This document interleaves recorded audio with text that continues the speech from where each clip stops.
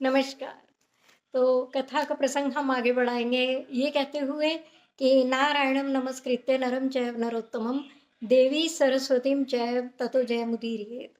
हम इन सबको प्रणाम करते हैं और आगे की ओर चलते हैं कि कथा क्या कहती है। तो सूत जी कहते हैं कि फिर इस कथा के प्रसंग में आंवले के वृक्ष की उत्पत्ति और उसका महात्म्य बताया गया है। वो हम सबने आंवला नवमी में पढ़ा, सुना, जाना और सबने किया। ठीक?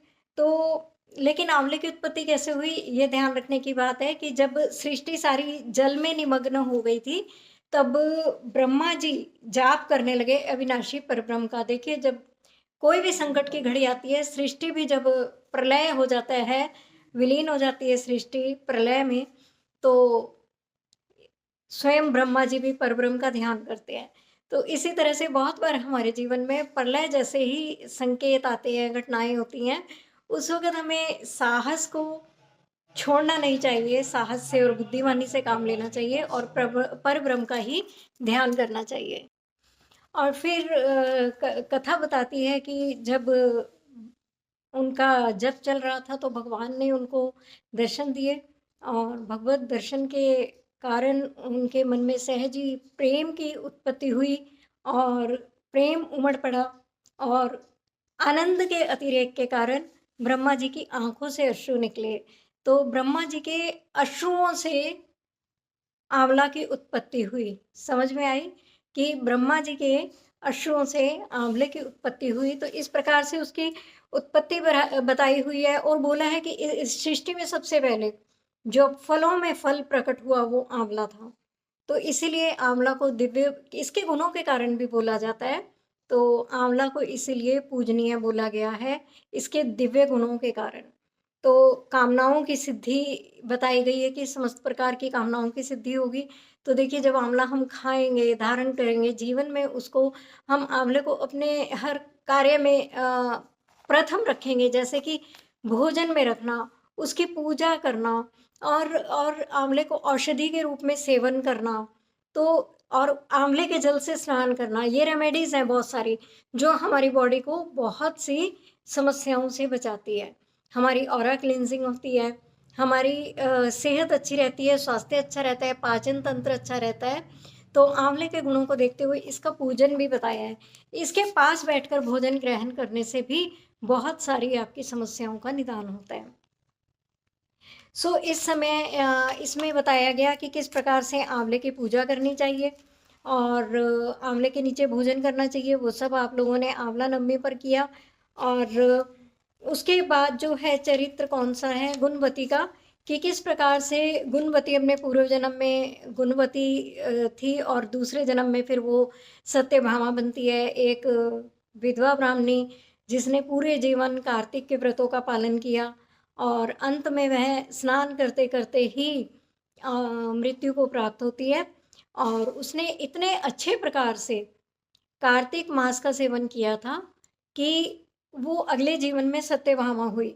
तो अगर आपको भगवान से सन्निधि चाहिए सत्यभामा जैसी, तो वैसा ही कार्तिक भी करना पड़ेगा।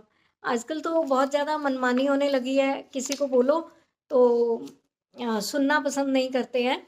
लेकिन हाँ, कार्तिक के नियम हैं और नियम अनुसार शास्त्र बार-बार यहाँ पर मेंशन करता है कि नियम के अनुसार ही करने पर आपको समस्त फलों की प्राप्ति होगी। और शंखासुर का वध बताया गया कि किस प्रकार से शंखासुर जो उसने वेदों का हरण किया और उसको जल में जाकर डुबो दिया और फिर भगवान जी शंखासुर का वध करके किस प्रकार से ऋषियों सहित अपने सभी अनुचरों सहित जाते हैं और जल में से वो उन समस्त वेदों को ढूंढ ढूंढ कर लाते हैं। तो जिस भी ऋषि को ऐसा बोला जाता है कि जिस भी ऋषि को जो जो मंत्र प्राप्त हुए वही वही ऋषि उस मंत्र का ऋषि कहलाया जाने लगा। और भगवान ने क्योंकि अपने सभी ऋषियों सहित देवताओं सहित जल में वास किया था वेदों को ढूंढने के दौरान, तो उन्होंने ये वरदान दिया कि अभी मैं जल मात्र में कार्तिक मास में रहूंगा। और बोला जाता है ना, मैंने कार्तिक के शायद पहले या दूसरे दिन बताया था कि सभी देवता मनुष्य के सन्निकट रहते हैं इस मास में, और जल मात्र में कहीं का भी हो, कुएं का, तालाब का, बावड़ी का, अथवा वैसे ही साधारण जल हो, घर का हो, उसमें भी देवी देवता निवास करते हैं। सो यही कारण है कि वो सब जल में निवास करते हैं।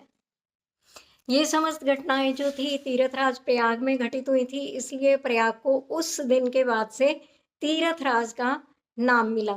सो तीर्थराज प्रयाग में कार्तिक मास में स्नान करने का बहुत महत्व है, पुष्कर जी में बहुत महत्व है, और कपाल मोचन में स्नान करने का बहुत अधिक महत्व है। बड़े से बड़े पापों की निवृत्ति होते हुए वहां पर देखी गई है। फिर इसमें आगे चलकर कल्हा नाम की राक्षसी की कथा आती है कि जो एक सौराष्ट्र में भिक्षु नाम के ब्राह्मण की पत्नी थी, और कल्हा नाम ही उसका पड़ गया था क्योंकि वो स्वभाव से बहुत ही कलह प्रिय थी। उसका कोई दिन नहीं जाता था कि जब वो घर में अपने पति के संग कलेश ना करती हो, और इसलिए उसका नाम कल्हा पड़ गया।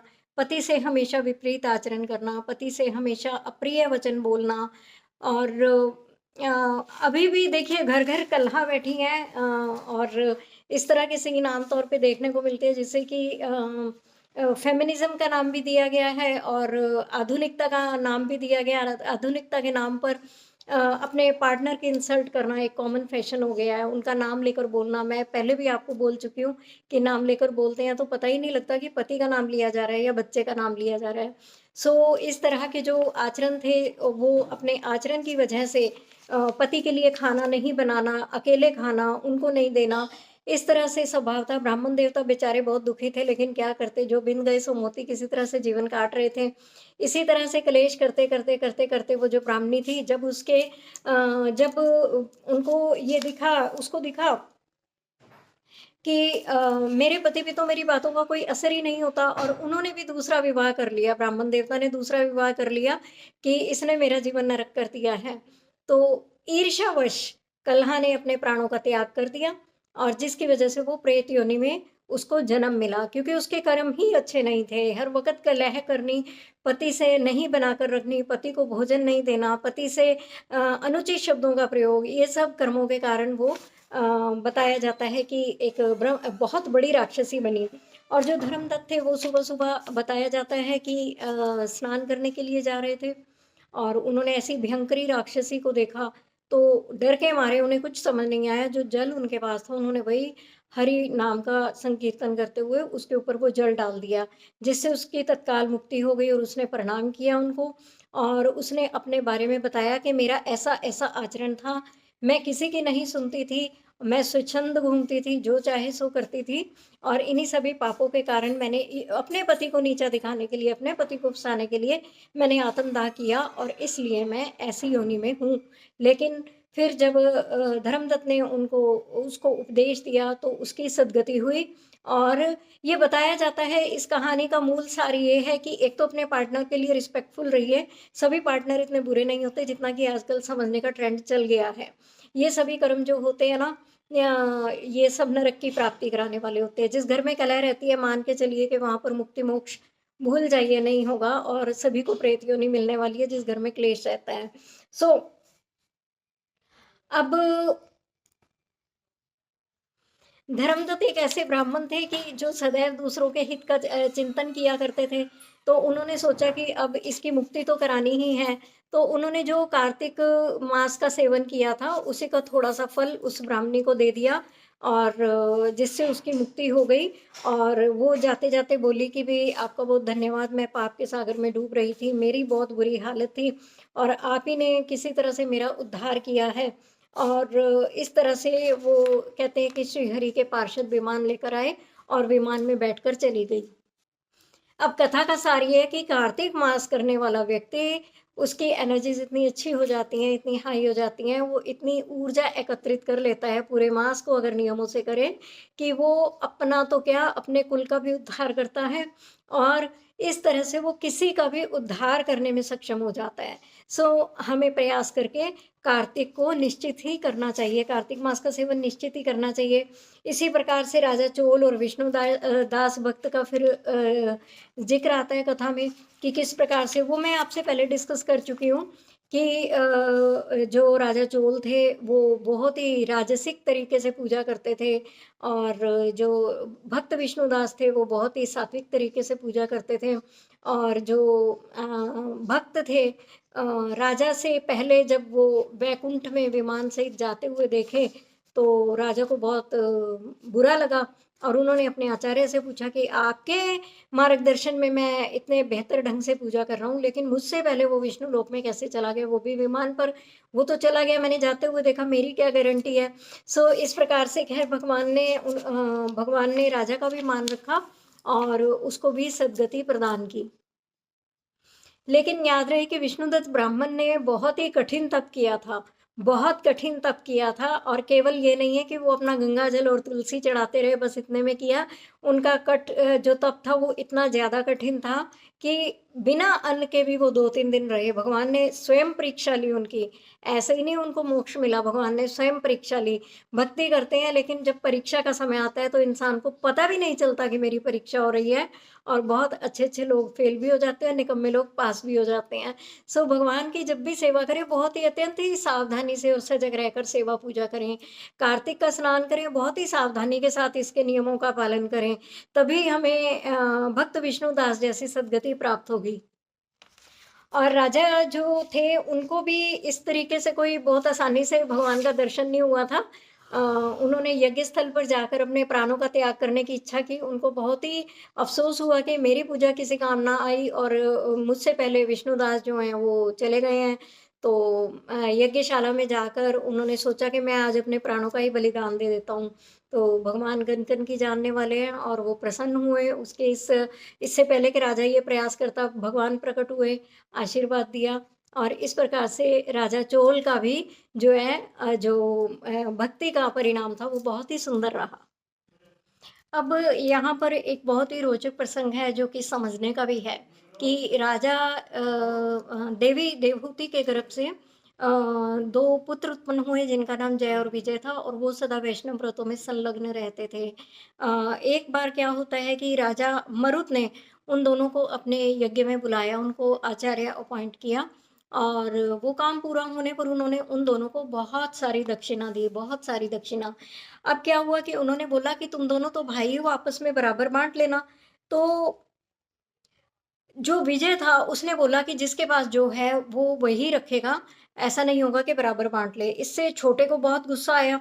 उसने बोला कि क्योंकि बड़ा था जय तो वो अधिकार पूर्वक बोला, और छोटे भाई को गुस्सा आया। उसने बोला कि तुम लेकर भी नहीं देते हो, ग्रहण कर लिया, और राजा की बात भी नहीं मानते हो, किसी की बात नहीं मानते हो, तो ग्रहण करके देते नहीं हो, इसलिए ग्राह हो जाओ। तो मगरमच्छ की योनि अब ध्यान दीजिए कि किसको मिलती है, जो लेकर भी दे ना, खुद रख ले और उसका निर्णय स्वयं करे। तो ये मैं आपको आगे समझाऊंगी कि मैं क्यों बोल रही हूँ। मेरे इन शब्दों को याद रखिएगा कि जो लेकर भी नहीं दे, स्वयं निर्णय करने लग जाए, उसको ग्राह की यानी मगरमच्छ की योनि मिलती है। सो उसने भी बोला कि तुम्हें भक्ति का मद हो गया, तुमने मुझे श्राप दिया है, तो जाओ तुम भी हाथी बन जाओ। तो इस तरह से दोनों भाइयों ने एक दूसरे को श्राप दे दिया, और समय आने पर दोनों हाथी और मगरमच्छ बने। ये सब गज और ग्राह की कहानी आप सबको मालूम है।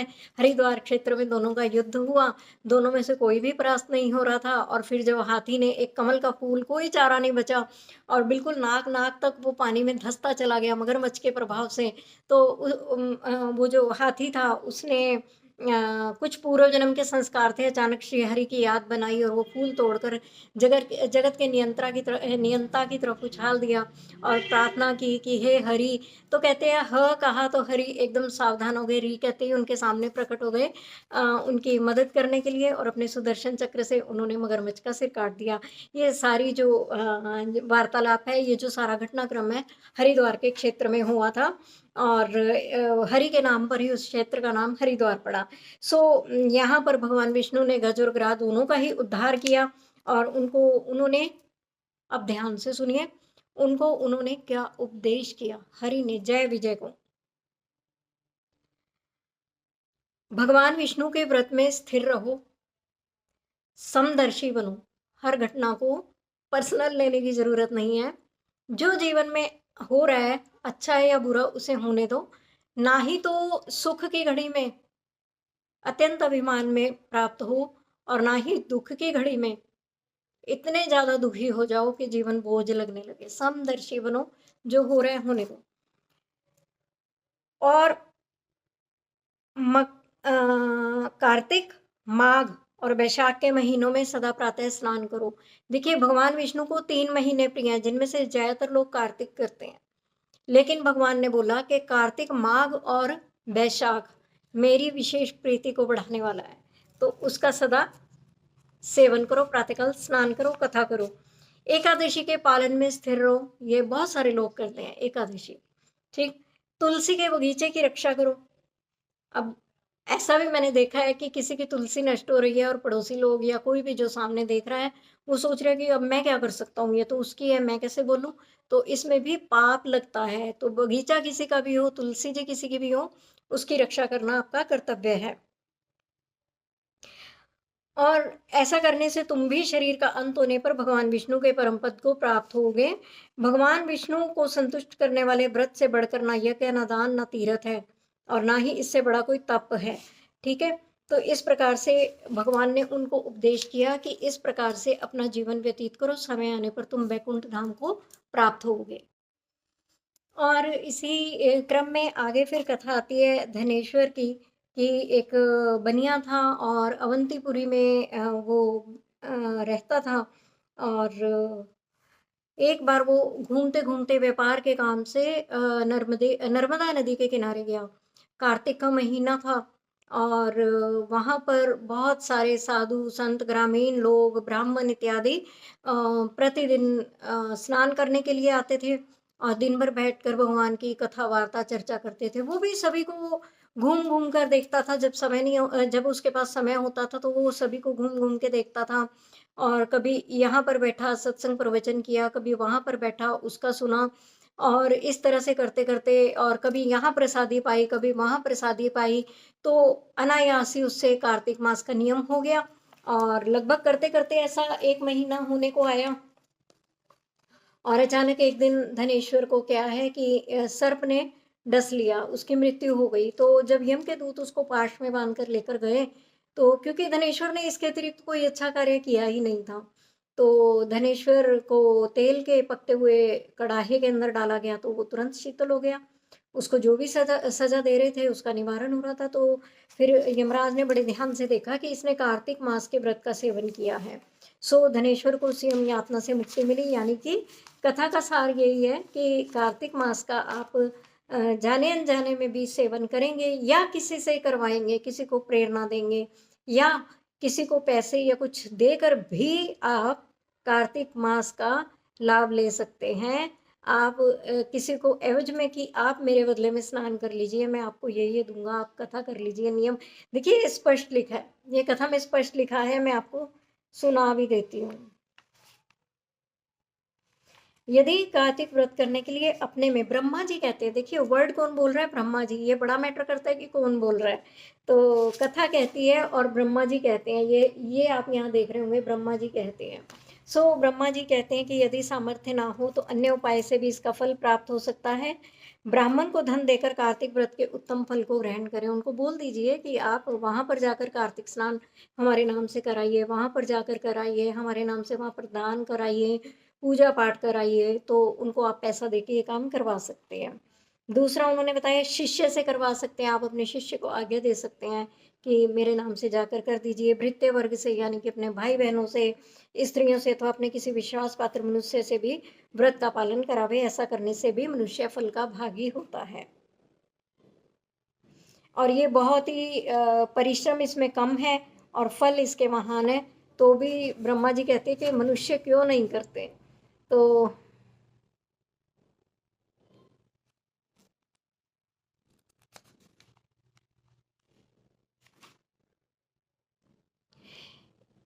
इस प्रकार से उन्होंने बताया है कि पढ़ाने से, यज्ञ कराने से और एक पंक्ति में बैठकर भोजन करने से मनुष्य दूसरे के किए हुए पुण्य और पाप का चौथाई भाग प्राप्त कर लेता है। यहाँ ये भी जिक्र किया कार्तिक कथा में, किस प्रकार से किसी के पाप हमारे अंदर ट्रांसफर हो सकते हैं और किस प्रकार किसी के पुण्य ट्रांसफर हो सकते हैं।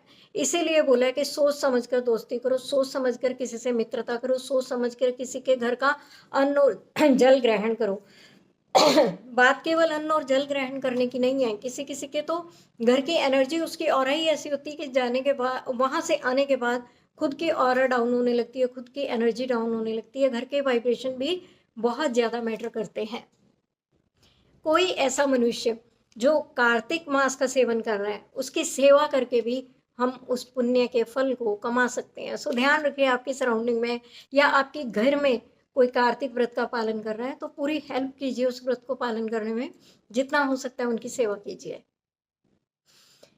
कैसे करेंगे सेवा उसकी? देखिए कि सुबह अगर वो उठने में असमर्थ हो जाते हैं किसी दिन, उनको सुबह जल्दी उठा दीजिए, उनको याद दिलाइए कि आपको कार्तिक स्नान करना है। पूजा के लिए उनके फूल जुटा दीजिए, जैसा उन्होंने भोजन का संकल्प किया है वैसा ही भोजन बनाइए।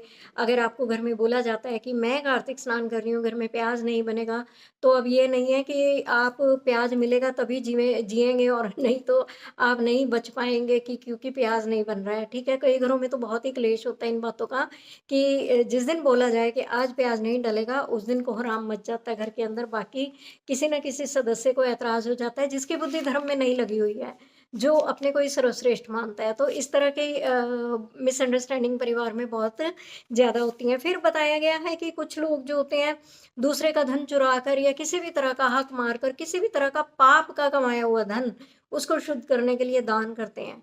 तो जब दान करते हैं ना, तो पता है उस धन की क्या गति होती है? यहाँ ब्रह्मा जी स्वयं बोलते हैं, ब्रह्मा जी बोलते हैं। अब देखिए ना कि उनके मुंह से निकला हुआ कुछ भी गलत नहीं हो सकता, हम तुम बोलेंगे गलत हो जाएगा।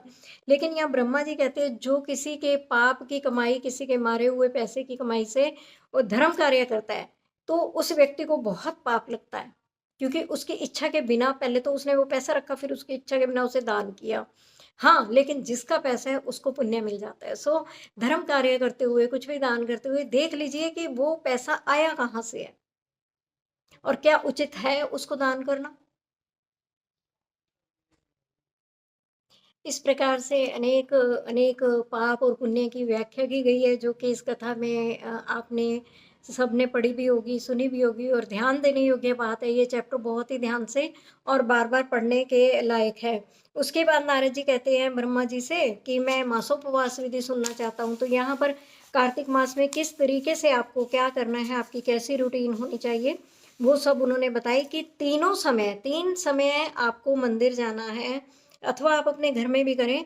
क्या करना है? भक्ति पूर्वक नैवेद्य यानी कि खाना पीना, धूप दीप और नाना प्रकार के पुष्पों से वाणी यानी कि बोलना है आपको, और क्रिया द्वारा भगवान गरुड़ ध्वज की पूजा करनी चाहिए। और सभी भगवान वासुदेव की पूजा करें और दूसरे का अन्न ग्रहण ना करें। अगर अन्न ग्रहण कर लिया, आप पे कार्तिक के फल में न्यूनता आ गई। और व्रतस्थ पुरुष को शरीर में उपटन लगाना, तेल मलना, पान खाना और चंदन आदि का लेप करना छोड़ देना चाहिए। जो जो चीजें निषिद्ध की गई हैं उसको भी त्याग दें। यहाँ पर उसकी लिस्ट पहले ही बता दी गई थी कथा में।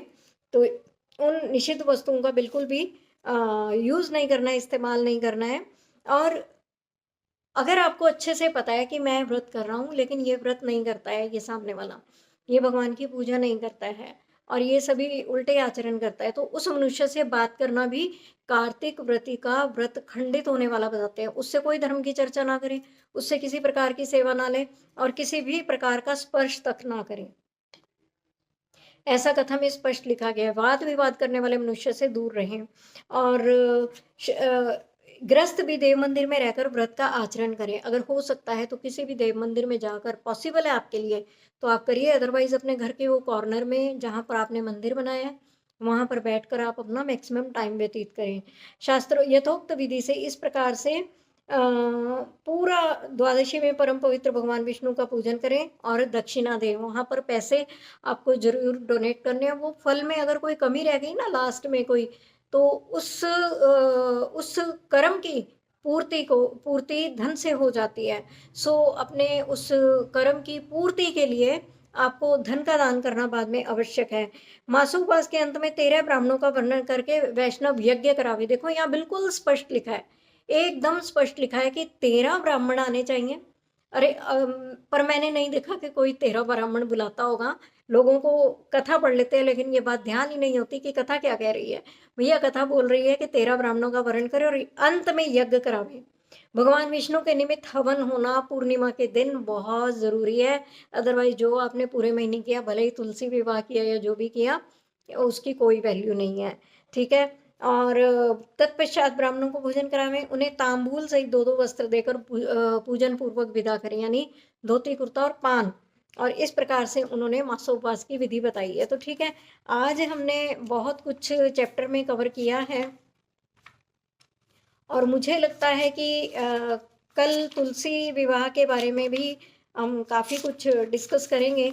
तो तुलसी विवाह के लिए भी देखिए, वैसे मैं आपको मौखिक रूप से बता देती हूँ कि इट्स नॉट ए जोक। आजकल मैंने देखा है कि मजाक बन गया है। जो लोग कभी भी भगवान विष्णु के निमित्त पूरे महीने में पूजा पाठ नहीं करते हैं, उनके निमित्त कोई भी स्नान दान इत्यादि कुछ भी नहीं करते हैं, केवल एक मुझे लगता है कि ये भी एक रील मैनिया के अंतर्गत आ गया है। आपने पूरे मास कभी सुबह जल्दी उठकर देखा नहीं है कि सुबह का अंधेरा क्या होता है। आपने कोई स्नान नहीं किया, कोई कथा नहीं की, कोई दान नहीं किया, कभी आप मंदिर में जाके आपने पूरे महीने में दीप दान नहीं किया, लेकिन आप तुलसी विवाह करने बैठ गए हैं, तो ये बहुत गलत है। और देखिए तुलसी विवाह भी किसी ऐसे योग्य ब्राह्मण से करवाना चाहिए जिसका आपको पता हो कि ये सही से काम करता है। और अभी मैंने तुलसी विवाह के नाम पर ये भी देखा है, लोग अपने आप ही दक्षिणा खोल लेते हैं, हम इतना देंगे, आपको लेना है तो ठीक है। अब पंडित जी भी बेचारे क्या करें, वो बोलते हैं कि चलो ठीक है, अब जैसा दाम वैसा काम। तो पंडित जी भी 15 मिनट में शादी करा के वापस आ जाते हैं। 500 वाले पंडित जी ऐसा ही काम करते हैं। इसमें उनकी कोई गलती नहीं, उसमें आपकी गलती है। और दिए हुए धन को लोग अपनी मर्जी से यूज़ करते हैं। ठीक है। जैसे कि बहुत सारी संस्थाओं में मैंने देखा है, और ऐसा मेरे पास रीडिंग्स में भी आया, और जब निकला तो मेरे को बड़ी हैरानी हुई कि लोग इस तरह से कैसे बिहेव कर सकते हैं। दान के धन पर आपका अधिकार है ही नहीं 1% भी निर्णय लेने का। वो मैं जो बोल रही थी ना कि जय और विजय में झगड़ा हुआ, कि तुम लेने के बाद और तुम उस पर अपना तुम कहना नहीं मान रहे हो, कर नहीं रहे हो, राजा की बात नहीं मान रहे हो, और अपना निर्णय थोप रहे हो। तो लेने के बाद निर्णय करने का आपका उस पर कोई अधिकार नहीं है, क्योंकि वो जो धन है वो ब्राह्मण का है। जो उसमें सुहाग का सामान आता है और कुछ कुछ आता है, कपड़े आते हैं, बर्तन आते हैं, चाहे वो अब लाखों रुपए का हो, चाहे वो कितना ही कीमती क्यों नहीं है, चाहे उसमें सोना चांदी है, आपका निर्णय लेने का अधिकार नहीं है। अगर आपने तुलसी विवाह किया है तो आप केवल धर्म करने के अधिकारी हैं, निर्णय लेने के अधिकारी नहीं है कि अब ये धन कहाँ जाएगा, पंडित को हम इतना देंगे और ये तो हम गरीब कन्या की शादी में लगा देंगे। अरे भैया, गरीब कन्या पर इतना तरस आ रहा है तो अपनी पॉकेट से अलग से कीजिए ना। यही समाज जो अब दे रहा है, वो एक एक जोड़ा, थोड़े थोड़े बर्तन और वो सब इसी तरह से तो दिया जाता है। तो वो थोड़ा थोड़ा और जुटा लेंगे, उन लोगों को दोबारा एकत्रित कीजिए कि भाई गरीब कन्या की शादी करनी है। अब भी जो भगवान के नाम का दान निकला हुआ है ना, किसी भी गरीब कन्या को देकर उसके जीवन को बर्बाद बिल्कुल मत कीजिए, क्योंकि वो भगवान के नाम का निकला हुआ है। उस पर ब्राह्मण का ही अधिकार है, दान पर सदा ब्राह्मण का अधिकार होता है, ये बात लिख लीजिए। हाँ, अगर आपको किसी कन्या के लिए कुछ करना है तो वो आप अलग से करेंगे। तो इसके बारे में और कोई सवाल हो तो आप लोग बिल्कुल most welcome, you are always welcome. आप कभी भी क्वेश्चन कीजिए, कोई भी क्वेश्चन कीजिए, मैं रिप्लाई करूँगी। कथा अच्छी लगती है तो प्लीज़ लाइक कीजिएगा, इस चैनल को, इस वीडियो को और इस चैनल को शेयर कीजिएगा, सब्सक्राइब कीजिएगा, अपना प्यार दीजिएगा। नमस्कार।